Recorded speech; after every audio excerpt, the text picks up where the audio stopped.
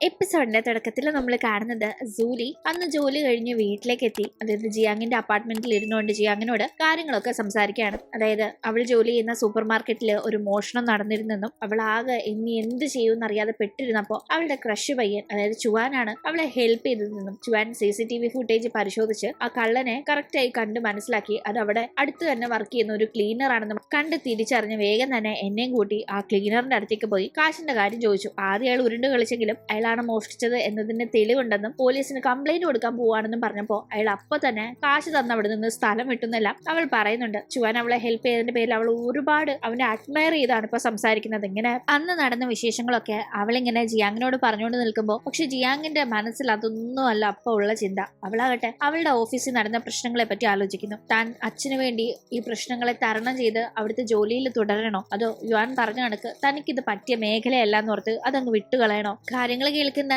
ജോലി ആ ജോലി അങ്ങ് കളഞ്ഞേക്ക്, വേറെ എന്തേലും ജോലി നമുക്ക് തരപ്പെടുത്താന്നേ, പിന്നെ ഈ ജോലി കളഞ്ഞ ആ യുവാനെ നിനക്ക് ഫേസ് ചെയ്യേണ്ടി വരില്ലല്ലോ എന്നൊക്കെ പറഞ്ഞുകൊണ്ടിരിക്കുമ്പോഴേക്കും ഡോലി ജി അങ്ങനെ മെസ്സേജ് അയക്കുന്നുണ്ട്. അവളുടെ ഓഫീസിൽ നടന്ന പ്രശ്നങ്ങളെ പറ്റി കേട്ടു എന്ന രീതിക്ക് അവൻ മെസ്സേജ് അയക്കുമ്പോഴേക്കും അവന് ഓൾറെഡി ഇൻവെസ്റ്റ്മെന്റ് ബാങ്കിങ് മേഖലയിൽ വർക്ക് ചെയ്യുന്ന ഒരാളാണെന്നല്ലേ പറഞ്ഞത്. അതുകൊണ്ട് തന്നെ അവന് തന്നെ സഹായിക്കാൻ സാധിക്കുമെന്ന് തോന്നുന്നവൾ അപ്സെറ്റ് ആയിരിക്കുകയാണെങ്കിൽ ഒരു ഡിന്നറിന് ഒത്തുകൂടിയാലോ എന്നിങ്ങനെ അവൻ മെസ്സേജ് അയക്കുമ്പോൾ വേഗം തന്നെ അത് അക്സെപ്റ്റ് ചെയ്ത് അവനെ കാണാനായി പോകുന്നുണ്ട്. ഇങ്ങനെ അവൾ വണ്ടിയിൽ കയറി പോകുന്നത് റൂഫ് ടോപ്പിൽ നിന്നുകൊണ്ട് യുവാൻ കാണുന്നുണ്ടായിരുന്നു. ഈ രാത്രി ഇവളിത് എവിടെ പോവാണെന്ന് ചിന്തിക്കുന്നവൻ അവൾക്ക് വേഗം തന്നെ മെസ്സേജ് അയക്കുന്നു. നീ മറ്റേ കമ്പനിയുടെ ചെയർമാനെ തട്ടിക്കളയാനുള്ള പ്ലാൻ വല്ല ആണോന്നെല്ലാം അവൻ മെസ്സേജ് അയക്കുമ്പോൾ നീ അങ്ങനെ ചിന്തിക്കേണ്ട, എന്റെ ഫസ്റ്റ് ടാർഗറ്റ് നീ ആയിരിക്കും. അങ്ങനെ ഞാൻ ആരെങ്കിലും കൊല്ലാൻ പോകുന്നെങ്കിൽ ആദ്യം നിന്നെ തട്ടിയിട്ട് വേറൊരാളെ നീ കൊല്ലൂന്നില്ല. അവൾ അയക്കുമ്പോഴേക്കും എന്തേലും ആരെങ്കിലും തട്ടാനായിട്ട് പോയി നിനക്കൊരു പ്രശ്നം പറ്റാതെ മര്യാദയ്ക്ക് നേരത്തിനും കാലത്തിനും വീട്ടിൽ വരാൻ നോക്കുന്നു പറഞ്ഞ് അവൻ മെസ്സേജ് അയക്കുന്നു. അങ്ങനെ എന്തായാലും ഡോലിയെ കാണാനായി അടുത്തുള്ള ഒരു ഫ്രൈഡ് ചിക്കൻ ഷോപ്പിലേക്കാണ് ജിയാങ് ചെല്ലുന്നത്. ഒരു ഫാർമസി കമ്പനിയാണ് ജിയാങ്ങിന് ഇപ്പൊ പ്രശ്നമായി മാറിയിരിക്കുന്നത്. ആ കമ്പനിയിലെ തിരിമറികള് സത്യത്തിൽ പുറത്തു കൊണ്ടുവരാനായി എനിക്ക് ആ ഒരു വിറ്റ്നസ് വലിയ സഹായമായിരുന്നു. പക്ഷെ ആ ലാസ്റ്റ് മൊമെന്റ് അയാൾക്ക് പോലും പിടിച്ചു നിൽക്കാൻ പറ്റാത്ത രീതിയിൽ ആ ഫാർമസി കമ്പനിയുടെ ചെയർമാൻ അവരുടെ മുൻ സ്റ്റാഫായിരുന്ന ആ വിറ്റ്നസിനെ ഓരോന്നും പറഞ്ഞ് അങ്ങ് വാടപ്പിച്ചു കളഞ്ഞു എന്നെല്ലാം പറയുമ്പോൾ എന്തായാലും അയാൾ അങ്ങനെ ചുമ്മാ മാറാൻ സാധ്യതയില്ല. അയാള് ചെയർമാന്റെ ഇൻഫ്ലുവൻസിൽ വീണതും ആകാം. അതുകൊണ്ട് അതിനെപ്പറ്റി ഒന്ന് ചിന്തിച്ചു നോക്കാൻ ഡോലി പറയുമ്പോൾ ശരിയാ, അയാൾ കയ്യിൽ കുറെ തെളിവുണ്ടെന്നും പറഞ്ഞാണ് അവിടെ മീറ്റിംഗില് സംസാരിക്കാനായി വന്നത്. പക്ഷെ ആ തെളിവൊന്നും ഹാജരാക്കാതെ അവിടുത്തെ ചെയർമാൻ ഓരോന്ന് പറഞ്ഞപ്പോ ഇയാൾ ചുമ്മാ കൈയും കെട്ടി നിൽക്കായിരുന്നു. അപ്പോ ചെയർമാൻ ഇയാളെ വിലക്കെടുത്തിട്ടുണ്ടാവുമെന്ന് ജിയാങ്ങിന് തോന്നുന്നുണ്ട്. എന്തായാലും ഡോലിയുമായിട്ടുള്ള കൂടിക്കാഴ്ച കഴിഞ്ഞ് ജിയാങ് അവിടെ നിന്ന് പോകാനായി നിൽക്കുമ്പോഴേക്കും അവിടുത്തെ സ്റ്റാഫ് ഒരു റോസാ പൂ ജിയാങ്ങിന് നൽകുന്നു. അവിടുത്തെ ആനിവേഴ്സറി പ്രൊമോഷന്റെ ഭാഗമായിട്ട് പൂ കൊടുക്കുന്നതാണ്. അത് കാണുന്ന പാടെ ഡൂലെ ഇനി മുതൽ ജിയാങ്ങിന് പ്രശ്നങ്ങളൊക്കെ മാറിക്കിട്ടും, അതിന്റെ ഒരു സൂചനയാണ് ഈ പൂവെന്ന് കരുതിയാൽ മതി എന്ന് അവളെ ആശംസിക്കുന്നുണ്ട്. അങ്ങനെ അവൾ തിരിച്ച് അപ്പാർട്ട്മെന്റിന്റെ അവിടെ വണ്ടിയിൽ വന്നിറങ്ങുന്നത് വരെ യുവാൻ അവളെ കാത്തിങ്ങനെ റൂഫ് ടോപ്പിൽ ഇരിക്കുകയായിരുന്നു. അവൾ പോയിന്ന് കണ്ടപ്പോൾ മുതൽ അവൾ എപ്പോ തിരിച്ചു വരുമെന്ന് അറിയാനായി ഉറക്കം ഉളച്ചിരിക്കുകയാണ്. ആ ടീം അവളിങ്ങനെ കയ്യിലൊരു റോസാപ്പൂ ഒക്കെ ആയി കുറെ നേരം കഴിഞ്ഞ് വരുന്നത് കാണുന്ന അവന് സത്യത്തിൽ കലിപ്പാവുന്നുണ്ട്. കമ്പനിയിൽ ഇത്രയും പ്രശ്നം നടക്കുമ്പോൾ അവളിതേ കണ്ടില്ല ആരുടെയോ കൂടെ ഡേറ്റിന് പോയിരിക്കുകയായിരുന്നു. അതിലെ കൈ പോകുന്നില്ല, അവൾ ആരെയോ ഡേറ്റ് ചെയ്യാൻ പോയതാണ്, ആ പയ്യൻ അവൾക്ക് പൂ കൊടുത്തതാണ് എന്ന രീതിയിൽ അവൻ ആകെ കലിപ്പാവുന്നു. എന്തായാലും അതിന്റെ ഇടയിൽ യുവൻ മറ്റൊരു കാര്യം കൂടി മനസ്സിലാക്കിയിട്ടുണ്ടായിരുന്നു. മുന്നേ ഡൂലെ പറഞ്ഞ കണക്ക് ഒരു സംഭവം ആക്ച്വലി മുന്നേ നടന്ന പ്രശ്നത്തിന്റെ ആ ഒരു വിറ്റ്നസിന് സംഭവിച്ചിട്ടുണ്ടായിരുന്നു. അയാൾ എല്ലാ കാര്യങ്ങളും മറച്ചു പിടിക്കാനായി അയാൾക്ക് കമ്പനിയിലെ ജോലി നഷ്ടപ്പെട്ടെങ്കിലും അതിനുശേഷം ആ കമ്പനിയുടെ ചെയർമാൻ ഓഫർ ചെയ്ത് തുക കൈപ്പറ്റിയിട്ടുണ്ടായിരുന്നു. 5 ലക്ഷം യുവാനാണ് അയാൾക്ക് ഓഫർ ചെയ്തിരുന്നത്. ആ തുക അയാളുടെ അക്കൗണ്ടിൽ വന്നതിന്റെ തെളിവും കാര്യങ്ങളും യുവാൻ തരപ്പെടുത്തുന്നുണ്ട്. കാശ് വാങ്ങി ഇയാൾ തെളിവുകൾ മറച്ചു വെക്കുന്നതാണെന്ന് യുവാന് ബോധ്യമാവുന്നുണ്ട്. പക്ഷെ അതുമാത്രം പോരാ, ഇവരുടെ കമ്പനിയുടെ മുന്നിൽ ജിയാങ് തെറ്റുകാരിയല്ല, അവൾ നേരായ രീതിക്കാണ് റിപ്പോർട്ട് തയ്യാറാക്കാനായി തെളിവുകൾ ശേഖരിച്ചത്. മറ്റേ കമ്പനി അവരുടെ തെറ്റ് മറച്ചു വെക്കാനായി ജിയാങ്ങിനെ ഇപ്പൊ കരുവാക്കിയതാണ് എന്ന് പ്രൂവ് ചെയ്യാനായി കുറച്ചുകൂടെ കാര്യങ്ങൾ ചെയ്യണമെന്ന് യുവാൻ മനസ്സിലാക്കുന്നു. എന്തായാലും അടുത്ത ദിവസം കമ്പനിയിലേക്ക് ചെല്ലുമ്പോൾ ഈ നടന്ന ഇഷ്യൂ സോൾവ് ചെയ്യാനും റിപ്പോർട്ട് സബ്മിറ്റ് ചെയ്യാനും ഒക്കെ ജിന്നിനെ ചുമതല ഏൽപ്പിക്കുന്നത് അറിയുന്ന യുവാൻ വേണ്ട, അത് ജിയാങ് തന്നെ സോൾവ് ചെയ്തോളും, അവളുടെ മേലിൽ വന്നിരിക്കുന്ന ആരോപണം അവൾ തന്നെ വേണം തിരുത്താനെന്ന് പറഞ്ഞ് അവളെ ആ ഒരു ഉത്തരവാദിത്തത്തിൽ തന്നെ നിലനിർത്തുന്നുണ്ട്. ജിന്നൊക്കെ ജിയാങ്ങിന്റെ കൂടെ ഇന്റർവ്യൂ അറ്റൻഡ് ചെയ്യാനുണ്ടായി. അവിടെ ജോബ് കിട്ടിയ പെൺകുട്ടിയാണല്ലോ അവൾ. ജിയാങ് ഇവിടെ ഓൾറെഡി ജോലിക്ക് വന്നത് ഇഷ്ടപ്പെടാതെ നിൽക്കുകയാണ്. അപ്പൊ ഈ ഒരു അവസരത്തിൽ ജിയാങ്ങിനെ കുത്താനൊക്കെ ജിൻ ആവുന്നത് നോക്കുന്നുണ്ടെന്നും കൂടി അറിഞ്ഞുകൊണ്ട് തന്നെയാണ് ജിയാങ്ങിനെ പ്രതിക്കുട്ടി നിർത്തിയിരിക്കുന്ന ഈ ഒരു ഇഷ്യൂ ജിയാങ് തന്നെ സോൾവ് ചെയ്യട്ടെ എന്ന രീതിക്ക് ഇപ്പോ യുവാൻ പറയുന്നത്. അതാവുമ്പോ അവളുടെ ഭാഗം ക്ലിയർ ചെയ്താൽ അവൾ ആഗ്രഹിക്കുന്ന കണക്ക് അവൾക്ക് ഇവിടെ നിൽക്കാൻ സാധിക്കല്ലോ. മുന്നേ പറഞ്ഞ കണക്ക് തന്നെ ഈ ഒരു പ്രശ്നത്തിന്റെ പേരിൽ ഇവിടെ നിന്ന് ജിയാങ് പോകണമെന്ന് യുവാനും ആഗ്രഹിക്കുന്നില്ല. എന്തായാലും ഓഫീസിൽ വെച്ച് ജിയാങ്ങിനെ കാണുന്ന യുവാനാകട്ടെ ഇന്ന് ആഫ്റ്റർനൂൺ ഒരു മീറ്റിംഗ് നടക്കുന്നുണ്ട്. അറിയാലോ, ആ ഫാർമസി കമ്പനിയും നമ്മുടെ കമ്പനിയായിട്ട് തന്നെ. അവിടെ നീ എങ്ങനെയെങ്കിലും ആ കമ്പനി നമ്മുടെ കമ്പനിയായിട്ടുള്ള എഗ്രിമെന്റ് സൈൻ ആവാതെ അതൊന്ന് നീട്ടിക്കൊണ്ടു പോകണം. അപ്പോഴേക്കും ഇതിനുള്ള സൊല്യൂഷനായിട്ട് ഞാൻ വരാന്ന് യുവാൻ പറഞ്ഞ ആ ഒരു ചുമതല ജിയാങ്ങിനെ ഏൽപ്പിച്ച് അവിടെ നിന്ന് പോകുന്നുണ്ട്. യുവാൻ നേരെ പോകുന്നത് ഒരാളെ കാണാനായിട്ടാണ്. മുന്നേ ജിയാങ് തെളിവിനായി മൊഴി പറയാനൊക്കെ ഒരാളെ കൊണ്ടുവന്നിരുന്നല്ലോ. അയാളാണ് ആ ഒരു കമ്പനിയിൽ നടക്കുന്ന തെറ്റുകളൊക്കെ പുറത്തു കൊണ്ടുവരാൻ നോക്കി അവിടുത്തെ ജോലി നഷ്ടപ്പെട്ട സ്റ്റാഫ്. പക്ഷെ അയാൾക്ക് പുറമെ ഈ കാര്യങ്ങൾ അറിയാവുന്ന മറ്റൊരാളുണ്ട്. അയാളെ കണ്ടെത്തിയാണ് യുവാൻ ഇപ്പൊ കാണാനായി പോകുന്നത്. അയാളിപ്പോ കോർപ്പറേറ്റ് ജോലിയൊക്കെ ഉപേക്ഷിച്ച് റേസ് ചെയ്തുകൊണ്ടിരിക്കുകയാണ്. അയാളോട് ഈ കാര്യത്തിൽ സഹായിക്കണം, അറിയാവുന്ന കാര്യങ്ങൾ ഒന്ന് പറയണമെന്നല്ല യുവാൻ ആവശ്യപ്പെടുമ്പോൾ അയാൾ ആദ്യം അതിന് തയ്യാറാവുന്നില്ല. അയാൾക്ക് റേസിംഗ് ആണ് വളരെ വീക്ക്നെസ് എന്ന് മനസ്സിലാക്കുന്ന യുവാൻ അയാളെ ചലഞ്ച് ചെയ്യുന്നുണ്ട്. അയാളുമായി ഒരു റേസിൽ അവൻ പങ്കെടുക്കാമെന്നും അതിൽ അവൻ ജയിക്കുകയാണെങ്കിൽ സത്യങ്ങൾ വെളിപ്പെടുത്താനായി അവന്റെ കൂടെ വരണമെന്നും അവൻ ആവശ്യപ്പെടുന്നു. ഇതേ ടീം ആ മീറ്റിംഗ് നടക്കാൻ അധികം നേരം ഇനി ബാക്കിയില്ല. മീറ്റിംഗിന് വേണ്ടി എല്ലാവരും ചെല്ലുമ്പോൾ ഇതിപ്പോ എങ്ങനെ തടയും? MH സെക്യൂരിറ്റീസ് എന്ന ഈ സ്ഥാപനം ആ ഒരു ഫ്രോഡ് ഫാർമസി കമ്പനിയുമായി എഗ്രിമെന്റ് ഇടാതിരിക്കാനാണ് അതിന്റെ കറപ്ഷൻ ഒക്കെ പുറത്തു കൊണ്ടുവരാനായി ജിയാങ് റിപ്പോർട്ട് തയ്യാറാക്കി നോക്കിയത്. പക്ഷെ അത് ഫെയിൽ ആയല്ലോ. എന്നിരുന്നാലും അവരുടെ ആ ഒരു എഗ്രിമെന്റ് എങ്ങനെ ഇപ്പൊ തടയാൻ സാധിക്കുമെന്ന് ആലോചിക്കുന്ന അവൾ എന്തായാലും മീറ്റിംഗ് നടക്കുന്ന സ്ഥലത്തേക്ക് ചെല്ലുമ്പോഴേക്കും ആ ഫാർമസി കമ്പനിയുടെ ചെയർമാൻ അവിടെ ജിയാങ്ങിനെ കണ്ട ഉടനെ ഷൗട്ട് ചെയ്യുന്നു, ഇതുപോലെ ഒരു വലിയ മിസ്റ്റേക്ക് ചെയ്ത് നിങ്ങളുടെ സ്റ്റാഫിനെ ഇപ്പോഴും നിങ്ങൾ ഇവിടെ ജോലിയിൽ തുടരാൻ അനുവദിച്ചിട്ടുണ്ടോ? എന്താ ഇവൾ അത്രയും വലിയ സംഭവമാണെന്നൊക്കെ ചോദിച്ച് അയാൾ ഷൗട്ട് ചെയ്യുമ്പോൾ അതിന് ഉത്തരം പറയുന്നത് ശവമാണ്. അത് പിന്നെ ആളുടെ മിസ്റ്റേക്ക് അവൾ മനസ്സിലാക്കി അത് തിരുത്താൻ വേണ്ടിയാണ് ഞങ്ങളിപ്പോ ഇവിടെ നിർത്തിയിരിക്കുന്നതെന്ന് പറയുന്നുണ്ട്. പക്ഷെ ജിയാങ് അവിടെ മിണ്ടാതെ നിൽക്കാതെ വീണ്ടും ഇവരുടെ ഭാഗത്ത് തെറ്റുണ്ടെന്ന് അവൾക്ക് ബോധ്യപ്പെട്ടിട്ടുള്ള കാര്യങ്ങൾ അവിടെ പറയുമ്പോൾ ഫാർമസി കമ്പനിയുടെ ചെയർമാൻ MH സെക്യൂരിറ്റീസിന്റെ ചെയർമാനോട് ദേഷ്യപ്പെടുന്നു. അദ്ദേഹത്തോട് നിങ്ങളുടെ കമ്പനിയുമായിട്ട് ഞങ്ങൾക്ക് കുറേ വർഷത്തെ കോൺട്രാക്റ്റും ഉള്ളത് കൊണ്ടാണ് ഇപ്പൊ വീണ്ടും ഈ ഒരു എഗ്രിമെന്റിൽ സൈൻ ചെയ്യാനായിട്ട് ഞാൻ ഇവിടെ വന്നിരിക്കുന്നത്. ഇത് ഇങ്ങനെ പോയാൽ നിങ്ങൾക്ക് ഞങ്ങളുടെ ഈ വർക്ക് തരേണ്ട ഒരു ആവശ്യമില്ല. ഞാൻ വേറെ സ്ഥാപനങ്ങളുണ്ടല്ലോ, GE സെക്യൂരിറ്റീസ്, അവരെ സമീപിച്ചോളാം എന്ന് അയാൾ പറയുന്ന ടീം യുവാന്റെ ബോസായ ഇവരുടെ കമ്പനിയുടെ ചെയർമാൻ ജിയാങ്ങിനോട് ദേഷ്യപ്പെട്ട് പുറത്തേക്ക് ഇറങ്ങാനായി ആവശ്യപ്പെടുന്നു. ജിയാങ് ആകെ നിസ്സഹായിയായി പുറത്തേക്ക് ഇറങ്ങാനായി ഒടുങ്ങുന്ന സമയത്താണ് അവിടേക്ക് യുവാന്റെ വരവ്. യുവാൻ ആവശ്യത്തിനുള്ള ഡോക്യുമെന്റ്സും ഒപ്പം തന്നെ സാക്ഷി പറയാനായി ആ തെറ്റുകളെ പറ്റി എല്ലാം നന്നായി അറിയാവുന്ന ഈ ഫാർമസി കമ്പനിയുടെ ചെയർമാന്റെ എല്ലാവിധ കറപ്ഷന്റെ കാര്യങ്ങളും അറിയാവുന്ന അയാളെയും കൂട്ടിക്കൊണ്ടാണ് വന്നിരിക്കുന്നത്. അത് ഇന്ന് തന്നെ മനസ്സിലാക്കാം ആ ഒരു റേസ് ജയിച്ചത് യുവാനാണ്. അതിലൂടെയാണ് അവൻ ഇപ്പോൾ അയാൾ ഇവിടെ കൂട്ടിക്കൊണ്ട് വന്നിരിക്കുന്നതെന്ന്. എന്തായാലും അയാൾ അവിടെ എല്ലാ കാര്യങ്ങളും വെളിപ്പെടുത്തുമ്പോൾ ചെയർമാന് അതിലൊന്നും തന്നെ തർക്കിക്കാനോ എതിർക്കാനോ ഉണ്ടായിരുന്നില്ല. അങ്ങനെ അയാൾ തെറ്റ് ഏറ്റെടുത്ത കണക്ക് മിണ്ടാതെ ആവുന്ന ആ ഒരു ടീം ഈ കമ്പനിയും ആ ഫാർമസി കമ്പനിയും തമ്മിൽ കോൺട്രാക്ട് പുതുക്കുന്നതിന് മുന്നോടിയായി അവരുടെ ക്രെഡിബിലിറ്റി ഒക്കെ വിശദമാക്കിക്കൊണ്ട് റിപ്പോർട്ട് തയ്യാറാക്കുന്ന സമയത്ത് ജിയാങ്ങിന് തെറ്റൊന്നും സംഭവിച്ചിട്ടില്ല, അവൾ അവിടെ നടന്ന കറപ്ഷൻ ചൂണ്ടിക്കാട്ടി അവരുമായി ഒരു കോൺട്രാക്ട് ഇനി വെക്കാൻ പാടില്ല എന്നത് അവിടെ പ്രൂവ് ചെയ്യാൻ നോക്കിയത് ശരി തന്നെ ആയിരുന്നു എന്നത് അവിടെ മറ്റുള്ളവരുടെ മുന്നിൽ ഇപ്പോൾ തെളിയിച്ച് ജിയാങ്ങിനെ സഹായിക്കാനായി യുവാന് സാധിച്ചിരിക്കുന്നു. അവൻ അതിൽ ഒരുപാട് ഹാപ്പിയാണ്, ഒപ്പം അവളും ഹാപ്പിയാണ്. കാരണം അവളുടെ ജോലിയുടെ നിലനിൽപ്പിനെ പോലും ചോദ്യം ചെയ്ത ഒരു സംഭവമായിരുന്നല്ലോ അത്. എല്ലാവരുടെ മുന്നിൽ അവൾ ഒരു കുറ്റക്കാരി കണക്ക് മാറിയിരുന്നു. പക്ഷെ ഇപ്പോ അതെല്ലാം തന്നെ വളരെ നന്നായി സോൾവ് ആയിരിക്കുന്നു. ഇത്തരം ഒരു ഫ്രോഡ് കമ്പനിയുമായി ഇവർ വീണ്ടും ഒരു ബിസിനസ്സിൽ ഏർപ്പെട്ടിരുന്നെങ്കിൽ അത് ഇവരുടെ കമ്പനിയും കൂടി വളരെയേറെ ബാധിച്ചിരുന്നേനെ. അത്തരം ഒരു വലിയ ആപത്തിൽ നിന്നാണ് ഇപ്പൊ കമ്പനിയെ ജിയാങ് രക്ഷപ്പെടുത്തിയിരിക്കുന്നത്. അവൾ അതുകൊണ്ട് നേരെ യുവാന്റെ അടുത്ത് എന്ന് സംസാരിക്കുന്നുണ്ട്. ഒരുപാട് താങ്ക്സ്, തീർച്ചയായും നിങ്ങൾ എന്നെ സഹായിച്ചില്ലായിരുന്നെങ്കിൽ ഇപ്പൊ ഈ കാര്യങ്ങൾ ഇത്രയും സ്മൂത്ത് ആയി സോൾവ് ആകില്ലായിരുന്നു എന്ന് പറയുന്നവൾ എന്തായാലും ഞാൻ വിചാരിച്ച കണക്ക് അത്ര ദുഷ്ടനല്ല നീ എന്നും കൂടി അവനോട് പറയുന്നുണ്ട്. അത് കേൾക്കുന്ന അവനും അവളോട് ചിരിച്ചുകൊണ്ട് പറയുന്നത് അവൻ വിചാരിച്ച കണക്കല്ല അവൾ എന്ന് അവനിപ്പോ മനസ്സിലായെന്നാണ്. അവൻ വിചാരിച്ചത് അവൾ വളരെ വീക്കാണ്,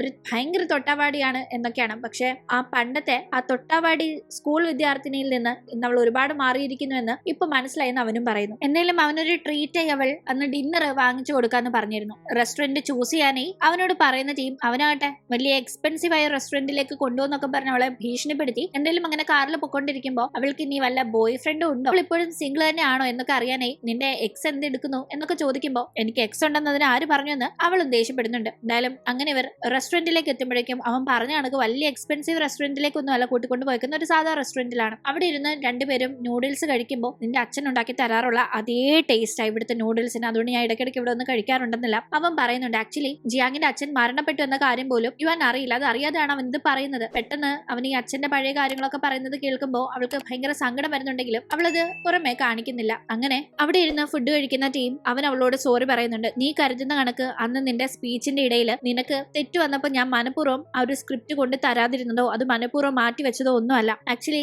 ഒരു ലവ് ലെറ്റർ ഒളിപ്പിക്കാനായിട്ട് ഞാൻ ശ്രമിച്ചതാ. പക്ഷെ അതിനിടയിൽ ഈ സ്ക്രിപ്റ്റ് പെട്ടുപോയതാണെന്നെല്ലാം അവൻ പറയുമ്പോൾ ലവ് ലെറ്ററോ അതെന്തിനു ഒളിപ്പിക്കാൻ നോക്കുന്നതെന്ന് അവൾ ചോദിക്കുന്നുണ്ട്. ആ സമയത്താണ് ഒരു ഫ്ലാഷ് ബാക്ക് നമ്മൾ കാണുന്നത്. ഇവർ ഒന്നിച്ച് ഹൈസ്കൂളിൽ പഠിച്ചുകൊണ്ടിരുന്ന ആ ഒരു ടൈം ഉണ്ടല്ലോ, ആ ടീം വിദേശത്ത് യുവാനെ വിട്ട് പഠിപ്പിക്കാനായി അവന്റെ വീട്ടിൽ വളരെ പ്ലാൻ ഉണ്ടായിരുന്നു. യുവാൻ അത് താല്പര്യമില്ലെങ്കിലും അത് തന്നെ നടക്കാൻ പോവാണെന്ന് മനസ്സിലാക്കുന്നവൻ സ്കൂളിൽ നിന്ന് പോകുന്നതിന് മുന്നേ ജിയാങ്ങിനോട് അവന്റെ ഇഷ്ടം തുറന്നു പറയാനായി തീരുമാനിച്ച് അതൊരു ലവ് ലെറ്ററായി എഴുതിയിരുന്നു. അടുത്ത ദിവസം അത് കൊടുക്കാനായി അവൻ സ്കൂളിലേക്ക് പോകുന്ന ടീമാണ് അവന് ഒരു കാര്യം മനസ്സിലാവുന്നത്. ആക്ച്വലി ജിയാങ്ങിന് മറ്റൊരു പയ്യനോട് ക്രഷ് ഉണ്ടെന്നും ആ പയ്യനെ നേരിട്ട് പ്രപ്പോസ് ചെയ്യാനായി മടിയുള്ള അവൾ അവനോട് ഇഷ്ടം തുറന്നു പറയാനായി ഒരു ലവ് ലെറ്റർ തയ്യാറാക്കിയിട്ടുണ്ടെന്നും ആ ലവ് ലെറ്റർ പക്ഷെ അവൾ സ്പീച്ചിന് പ്രിപ്പയർ ചെയ്ത സ്ക്രിപ്റ്റിന്റെ കൂടെയായിരുന്നു വെച്ചിരുന്നത്. അവൾ സ്പീച്ചിന് കയറും മുന്നേ ആ ഒരു ലവ് ലെറ്റർ അടിച്ചു മാറ്റാനായി അവൻ ആ പേപ്പർ എടുക്കുമ്പോൾ സ്ക്രിപ്റ്റും അതിന്റെ കൂടെ വന്നതായിരുന്നു. അല്ലാതെ മനഃപൂർവ്വം അവൻ ആ സ്ക്രിപ്റ്റ് എടുത്ത് മാറ്റിയതായിരുന്നില്ല. പക്ഷേ ഈ നടന്ന കാര്യങ്ങൾ അറിയാതെ ലവ് ലെറ്റർ എടുക്കാൻ വേണ്ടിയാണ് യുവാൻ അത് ചെയ്തതെന്ന് അറിയാതെ സ്വാഭാവികമായും ജിയാങ് തന്റെ സ്ക്രിപ്റ്റ് യുവാന്റെ കയ്യിലാണെന്ന് മനസ്സിലാക്കിയപ്പോൾ അവൻ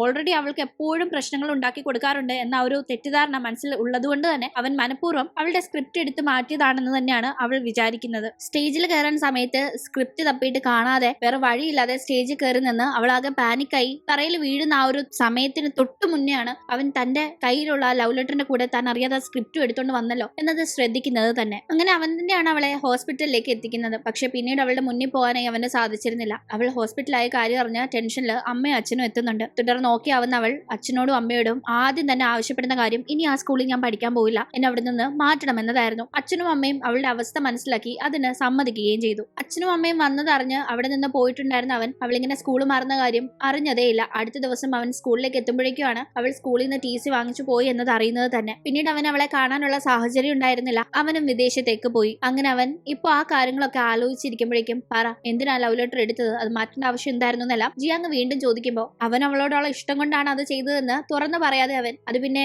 നീ അവന് ആ ലവ് ലെറ്റർ കൊടുത്ത് പ്രപ്പോസ് ചെയ്താൽ അവൻ അത് അക്സെപ്റ്റ് ചെയ്യില്ലെന്ന് എനിക്ക് ഉറപ്പുണ്ട്. പിന്നെ ആ കാര്യത്തിൽ നിനക്ക് സങ്കടമായി നീ ഇരുന്ന് കരഞ്ഞ് വീണ്ടും നിനക്ക് പ്രശ്നമാവണ്ടെന്ന് കരുതിയാ ഞാൻ ആ ലവ് ലെറ്റർ എടുത്ത് മാറ്റിയതെന്ന് അവൻ ഒരു കള്ളോടെ പറയുന്നു. പക്ഷെ അതിന്റെ കൂടെ ആ സ്ക്രിപ്റ്റ് വരുമെന്ന് സ്വപ്നത്തിൽ പോലും ഞാൻ വിചാരിച്ചിരുന്നില്ല. അങ്ങനെയാണ് കാര്യങ്ങൾ ഇങ്ങനെ ആയെന്നെല്ലാം അവൻ പറയുമ്പോൾ അത് കേൾക്കുന്നവൾ എന്തായാലും നീ എന്റെ ലൈഫിലെ വലിയൊരു പ്രശ്നമായിരുന്നു. ആ സംഭവത്തിന് ശേഷം കുറെ നാള് ഇപ്പൊ വീണ്ടും നമ്മളിങ്ങനെ കണ്ടുമുട്ടുന്നത് വരെ നമ്മൾ തമ്മിൽ ഒരു കോണ്ടാക്ട് ഉണ്ടായിരുന്നില്ലല്ലോ, എനിക്ക് സമാധാനം ഉണ്ടായിരുന്നു. ഇപ്പൊ നീ എന്റെ ലൈഫിൽ ഒരു കരടായി ഉണ്ടെങ്കിലും മറ്റൊരു നല്ലൊരാളെ എന്റെ ലൈഫിൽ ഇപ്പൊ എനിക്ക് കിട്ടിയിട്ടുണ്ട്. എന്റെ ഒരു മെന്റർ കണക്കാണ് അയാളെന്നെല്ലാം ഡോലിയെ പറ്റി അവിടെ എന്നാൽ പേര് വ്യക്തമാക്കാതെ ജിയാങ് പറയുന്നുണ്ടായിരുന്നു. ഇൻവെസ്റ്റ്മെന്റ് ബാങ്കിങ്ങിനെ പറ്റി എല്ലാം അറിയുന്ന ഒരാളാ, എനിക്ക് എല്ലാ കാര്യങ്ങളും പറഞ്ഞു തന്ന് എന്നെ നന്നായി ഗൈഡ് ചെയ്യുന്നുണ്ട് എന്നെല്ലാം അവൾ പറയുമ്പോൾ ഇൻവെസ്റ്റ്മെന്റ് ബാങ്കിങ്ങിലുള്ള ഒരാള് അത്ര ഈസി ആയിട്ടൊന്നും മറ്റൊരാളെ സഹായിക്കില്ല. ഇത് വളരെ കോമ്പറ്റീഷൻ നിറഞ്ഞൊരു ഫീൽഡാ. ഇനി അതുമല്ല നീ പറയുന്ന കണക്ക് ആ വ്യക്തി നിന്നെ അതുപോലെ സഹായിക്കുന്നുണ്ടെങ്കിൽ അയാൾക്ക് നിന്നിൽ നിന്ന് എന്തെങ്കിലും കാര്യം കാണാനുണ്ടാവും. ഒന്ന് സൂക്ഷിച്ചൊന്നല്ല അവൻ പറയുമ്പോൾ ഓ പിന്നെ എല്ലാരും നിന്നെ കണക്കല്ലേ എന്നെല്ലാം അവൻ ആ പറഞ്ഞത് ഇഷ്ടപ്പെടാതെ ജിയാങ് തർക്കിക്കുമ്പോൾ ദേഷ്യം വന്ന് യുവാൻ അവിടെ നിന്ന് ഇറങ്ങാണ്. അങ്ങനെ അവളും പുറകെ പോകുന്നുണ്ട്. പുറത്തെത്തുമ്പോൾ അവിടെ ഒരു കപ്പിൾ ഫോട്ടോ എടുക്കുന്ന ബൂത്ത് ഉണ്ട്. അവിടെ ഒരു ചെറിയ കോമ്പറ്റീഷൻ നടക്കുന്നുണ്ട്. ബെസ്റ്റ് കപ്പിൾ ഫോട്ടോ എടുക്കുന്നവർക്ക് സമ്മാനം എന്ന രീതിക്ക്. അത് കാണുന്നവൻ അവളുടെ കൂടെ അവിടെ ഫോട്ടോ എടുക്കാനായി അവനൊരു കൊതിയാവുമ്പോൾ നേരിട്ട് വിളിച്ച് അവൾ ഒരിക്കലും വരില്ല എന്ന് അറിയാവുന്നതുകൊണ്ട് തന്നെ ആ കോമ്പറ്റീഷനിൽ വിജയിക്കുന്ന പ്രൈസ് എനിക്ക് വേണം, നീങ്ങ് വന്നേന്ന് പറഞ്ഞ് അവളെ വിളിച്ച് അകത്ത് പോയി ഫോട്ടോ എടുക്കാനായി നിൽക്കുമ്പോഴേ ഇവരുടെ ഈ ഒരു മട്ടും ഭാവവും കണ്ട് അവിടുത്തെ സ്റ്റാഫ് ചോദിക്കുന്നുണ്ട് നിങ്ങൾ കപ്പിൾ തന്നെയാണോ, കപ്പിൾസിനെ ഇവിടെ ഫോട്ടോ എടുക്കാൻ പറ്റുമെന്ന്. അത് കേട്ടപാട് ചെയ്യാൻ ഞങ്ങൾ കപ്പിൾസ് ഒന്നും അല്ലാന്ന് പറയുമ്പോൾ അല്ലല്ല ഞങ്ങൾ കപ്പിൾസ് തന്നെയാന്ന് പറഞ്ഞ് യുവാൻ അങ്ങനെ അവളുടെ കൂടെ ഫോട്ടോ എടുക്കാനായി നിൽക്കുന്നുണ്ട്. പക്ഷെ ഫോട്ടോ എടുക്കുമ്പോൾ ഇവർ അങ്ങോട്ടും ഇങ്ങോട്ടും ടോം ആൻഡ് ജെറി കണക്കാണ് ഫോട്ടോയ്ക്ക് പോസ്റ്റ് ചെയ്യുന്നത് തന്നെ. ആ ഫോട്ടോസ് കാണുന്ന സ്റ്റാഫ് അയ്യേ ഇതാണോ കപ്പിൾ ഫോട്ടോസ്, കപ്പിൾ ഫോട്ടോസ് എന്ന് പറഞ്ഞാൽ ഇങ്ങനെ വേണമെന്നും പറഞ്ഞ് കുറച്ച് സാമ്പിൾ കാണിക്കുമ്പോൾ വളരെ റൊമാൻറ്റിക് ആയിട്ടൊക്കെ പോസ്റ്റ് ചെയ്യണ്ടേ. അത് കാണുമ്പോഴേ ചെയ്യാൻ ഒരു സമ്മാനം വേണ്ട ഒന്നും വേണ്ട വാ പോവാന്നും പറഞ്ഞ് അവിടെ നിന്ന് പോകാനേ ഒരുങ്ങുമ്പോൾ അവനാകട്ടെ ഇല്ല നീ ഇപ്പോഴും പ്രൊബേഷൻ പീരീഡില്ല, ഞാൻ അത്രയും വലിയൊരു ഹെൽപ്പ് ചെയ്തതുകൊണ്ട് ഈ ഒരു കാര്യം എനിക്ക് വേണമെന്നും പറഞ്ഞ് അവളെ നിർബന്ധിച്ച് ഫോട്ടോ എടുക്കാനായി നിൽക്കുന്നു. പക്ഷെ അപ്പോഴും ഒരു കോർഡിനേഷനും ഇല്ലാണ്ട് ഒരാൾ തെക്കോട്ടും ഒരാൾ വടക്കോട്ടും ഒക്കെ പോസ്റ്റ് ചെയ്ത് നിന്ന് ഒടുക്കം കുറെ ഫോട്ടോസ് അവിടെ ക്ലിക്ക് ആവുന്നുണ്ടെങ്കിലും നല്ല ഫോട്ടോ ഒന്നും റൊമാൻറ്റിക് രീതിയിലുള്ള കപ്പിൾ ഫോട്ടോ ഒന്നും അവിടെ ക്ലിക്ക് ചെയ്യാനായി സാധിക്കുന്നില്ല. എന്തായാലും അവിടെ ഇവരുടെ ഗോഷ്ടി കാരണം അങ്ങോട്ടും ഇങ്ങോട്ടും പിടിവലിയായി ചില വയറൊക്കെ വിട്ടുപോയി. തുടർന്ന് അവിടെ ആകെ മൊത്തത്തിലും പ്രശ്നമാകുമ്പോൾ സ്റ്റാഫ് അവരെ അവിടെ അവർ വരുത്തി വെച്ച ഡാമേജിനും കൂടി ഫൈൻ അടപ്പിച്ചാണ് ഫോട്ടോസ് കൊടുത്ത് വിടുന്നത്. കയ്യിൽ നിന്ന് കുറച്ച് കാശ് അധികം പോയെങ്കിലും യുവാൻ ഹാപ്പിയാണ്. കാരണം അവന് ജിയാങ്ങിന്റെ കൂടെ കുറച്ച് ഫോട്ടോസ് കിട്ടി. ഈ ഫോട്ടോസ് കാണുമ്പോൾ അവന് സ്കൂൾ കാലഘട്ടത്തിലെ ചില കാര്യങ്ങൾ ഓർമ്മ വരുന്നുണ്ട്. അന്നും ഇതുപോലെ ഇവർ ഫോട്ടോഷൂട്ട് പോയപ്പോൾ ടോം ആൻഡ് ജെറി കണക്ക് തന്നെയായിരുന്നു നിന്നിരുന്നത്. അന്നേ യുവാന് ജിയാങ്ങിനോട് ഇഷ്ടമുണ്ടല്ലോ, അതുകൊണ്ട് അവൻ ആക്ച്വലി ആ ഒരു രീതിക്കാണ് ഫോട്ടോയ്ക്ക് പോസ്റ്റ് ചെയ്യുന്നെങ്കിലും അവൾക്ക് ഇവനെ തീരെ കണ്ടിടാത്തതുകൊണ്ട് അവൾക്ക് അന്നും ഇതേ കണക്ക് തന്നെ ഇഷ്ടക്കേടുണ്ടായിരുന്നു. എന്തായാലും അന്നും അവളെ ഇറിറ്റേറ്റ് ചെയ്യുന്ന കണക്ക് തന്നെ ഫോട്ടോയ്ക്ക് പോസ്റ്റ് ചെയ്തിരുന്നവൻ ഇത്തവണ ഫോട്ടോ എടുക്കുമ്പോൾ കറക്റ്റ് അതേ പോസ് ഒക്കെ തന്നെയാണ് റീക്രിയേറ്റ് ചെയ്തിരുന്നത്. അങ്ങനെ പണ്ടത്തെ ഫോട്ടോയും ഇപ്പോഴത്തെ ഫോട്ടോയും ഒത്തുനോക്കി അവൻ ആ ഓർമ്മകൾ അയവിറക്കി ഇരുന്ന് ചിരിക്കുമ്പോൾ വർഷങ്ങളായി ഇവൻ അവളോട് ഉള്ളിൽ കൊണ്ട് നടക്കുന്ന ഇഷ്ടമൊന്നും അവൾക്കറിയില്ലല്ലോ. അതുകൊണ്ട് തന്നെ അവൾക്ക് ഓ പണ്ടും ഇങ്ങനെ എടുത്തിരുന്നല്ലോ, അതേ കണക്കാണല്ലോ ഇവൻ ഇപ്പോഴും പോസ്റ്റ് ചെയ്തത് എന്ന കാര്യങ്ങളൊന്നും ഓർമ്മയിൽ പോലും ഇല്ല. എന്തായാലും അവനായിട്ട് ആ ടീമാണ് ഏതോ ഒരു മെന്റർ ഉണ്ടെന്നൊക്കെ പറഞ്ഞ് ജിയാങ് ആരെയോ പറ്റി സംസാരിച്ചിരുന്നില്ലേ, ഇനി ഇവർ തമ്മിൽ എങ്ങാനും ലൈൻ ആവോ എന്നൊക്കെ ആകെ ടെൻഷൻ ആവുന്നത്. വേഗം തന്നെ അസിസ്റ്റന്റിനെ ഫോൺ വിളിച്ച് അത് ആരാ എന്താണെന്ന് അന്വേഷിക്കണം എന്നൊക്കെ പറയുമ്പോൾ എന്തായാലും സാറിന് വലിയ ചാൻസ് ഉണ്ടെന്നൊന്നും എനിക്ക് തോന്നുന്നില്ല. സാർ എങ്ങനെയും കമ്പനിന്ന് ജിയാങ്ങിനെ പുറത്താക്കാനായി നോക്കുമ്പോൾ ജിയാങ്ങിനെ ഹെൽപ്പ് ചെയ്യുന്ന ഒരാൾ ഇപ്പുറത്തുണ്ടെന്ന് ഓർമ്മ വേണം. അപ്പോൾ ജിയാങ് അയാളെ ഇഷ്ടപ്പെടാൻ തന്നെയാണ് സാധ്യത എന്നെല്ലാം പറഞ്ഞ് യുവാനെ നിരുത്സാഹപ്പെടുത്തുന്നുണ്ടായിരുന്നു. എന്തായാലും അങ്ങനെ വിട്ടുകളയാൻ മനസ്സിലാതെ യുവാൻ ആകട്ടെ ജിയാങ്ങിനെ തന്റെ വശത്ത് കൊണ്ടുവരാനായി ഒരു പ്ലാൻ ചെയ്യുന്നു. ആ പ്ലാനില് അവൻ കരുവാക്കുന്നത് ഇവരുടെ ആ ഒരു നായ്ക്കുട്ടിയില്ലേ വെൽത്ത്, അതിനെ തന്നെയാണ്. എന്താണ് വേഗം തന്നെ വെൽത്തിനെ ജിയാങ്ങിന്റെ അപ്പാർട്ട്മെന്റിന്റെ അവിടേക്ക് പറഞ്ഞു വിടുന്നുണ്ട്. വെൽത്തിനെ അവിടെ കാണുന്ന ജിയാങ് അതിനെ കുറച്ചു നേരം കൊഞ്ചിച്ച ശേഷം ഇതിനെ ഇപ്പൊ വളർത്തുന്നത് യുവാനല്ലേ, അതുകൊണ്ട് അവന്റെ അപ്പാർട്ട്മെന്റിന്റെ അവിടേക്ക് തന്നെ തിരിച്ചു കൊണ്ടുപോകാനായി എത്തുന്ന ടീമാണ്. യുവാൻ അവിടെ പ്ലാൻ ചെയ്ത് വയ്യാത്ത കണക്ക് കിടക്കാണ്. അത് കാണുന്ന അവൾ വയ്യേ ഹോസ്പിറ്റലിൽ പോകാന്നൊക്കെ പറയുമ്പോൾ എനിക്ക് ഹോസ്പിറ്റലൊന്നും പോകണ്ട, കുറച്ച് വെള്ളവും ഫുഡും ഒക്കെ ഉണ്ടാക്കി തരാവോ, പോയി ഒന്നും എടുക്കാൻ വയ്യാത്തോണ്ടാണെന്ന് അവൻ പറയുമ്പോൾ അവൾ ശരിയെന്ന് പറഞ്ഞ് വെള്ളം എടുത്ത് കൊടുക്കുന്നുണ്ട്. ഫുഡ് വല്ല കഞ്ഞിയോ വല്ല ഉണ്ടാക്കി കൊടുക്കാന്ന് വിചാരിക്കുമ്പോൾ അവൾ ഇന്ന് ഇവിടെ തന്നെ തന്റെ കാര്യങ്ങൾ നോക്കിയിരിക്കണം, വീക്കെൻഡ് ആയതുകൊണ്ട് ഓഫീസിലല്ലോ, അതുകൊണ്ട് പുറത്തു പോകാതെ ഇവിടെ തന്നെ ഇരിക്കട്ടെ എന്ന രീതിക്ക് ഭയങ്കര ലിസ്റ്റ് ഒക്കെ തയ്യാറാക്കുന്നുണ്ട് ഫുഡിന്റെ. അത് കേൾക്കുന്ന അവള് വയ്യാത്ത ഒരാളാന്ന് തോന്നില്ലല്ലോ, ഇമാതിരി ആക്രാന്തം പറയുന്നുണ്ടല്ലോ ഇപ്പൊ ഫുഡിനെന്നൊക്കെ പറഞ്ഞ് സംസാരിക്കുമ്പോൾ തന്റെ കള്ളം അവൾ കണ്ടുപിടിക്കാതിരിക്കാനായി അവൻ വേഗം തന്നെ എനിക്ക് ഒരു ബുക്ക് വായിച്ചു തരുമോ എന്നൊക്കെ ചോദിച്ച് അവളെ നിർബന്ധിച്ച് അടുത്ത് പിടിച്ചിരുത്താണ്. അവളത് വായിക്കാനൊന്നും തയ്യാറാവാതെ പോവാനായി നിൽക്കുമ്പോൾ അവൻ അവളെ കളിയാക്കുന്ന രീതിയിൽ സംസാരിച്ച് അവളെ ഈഗോ ഹേർട്ട് ചെയ്ത് അങ്ങനെ അവിടെ പിടിച്ചിരുത്തുന്നു. ഇതിന്റെ ഇടയിൽ ഡൂലി അവൾക്ക് കാണാന്ന് പറഞ്ഞ് മെസ്സേജ് അയക്കുമ്പോഴേക്കും അവൾ യുവാനോട് ബായ് പറഞ്ഞ് അവിടെ നിന്ന് ഇറങ്ങുന്നുണ്ട്. അവൾ ആരെയോ കാണാനായി പോയതാണെന്ന് മനസ്സിലാക്കുന്നവൻ അത് ആരെയാണെന്ന് അന്വേഷിച്ചറിയാനായി വേഗം സൂലിയെ കാണാനായി പോകുന്നു. സൂലിയോട് ആദ്യം ചോദിക്കുമ്പോൾ സൂലി പറയാതിരിക്കാൻ നോക്കുന്നുണ്ടെങ്കിലും യുവാൻ ഭീഷണിപ്പെടുത്തുമ്പോൾ പിന്നെ പറയുന്നുണ്ട് ഡൂലി എന്നൊരാളെയാണ് കാണാനായി പോയതെന്ന് അറിയാവുന്നല്ല. സൂലിയും പറയുന്ന ടീം ഡൂലിയോ അവനും ഇവളും തമ്മിൽ എന്താ ബന്ധമൊന്നുമില്ല. ദേഷ്യം വന്ന് യുവാൻ അവിടെ നിന്ന് പോകുമ്പോഴേക്കും സൂലിയുടെ സൂപ്പർ മാർക്കറ്റിലേക്ക് അവളുടെ ക്രഷായ ചുവാൻ എത്തുന്നുണ്ടായിരുന്നു. അവൻ കഴിഞ്ഞ ദിവസം അവളെ ഹെൽപ്പ് ചെയ്തുകൊണ്ട് തന്നെ അവൾ ഭയങ്കര കാര്യമായിട്ടാണ് അവനോട് പെരുമാറുന്നത്. അവൻ ആ ഒരു ടെക്കിയാണ്, ഒരു ഡേറ്റിംഗ് ആപ്പ് കണ്ടുപിടിക്കാനായിട്ടുള്ള വർക്കിലാണ് അവൻ എന്നൊക്കെ മനസ്സിലാക്കുന്ന അവൾ അവളുടേതായ ചില സജഷനും കാര്യങ്ങളും പറഞ്ഞു കൊടുത്ത്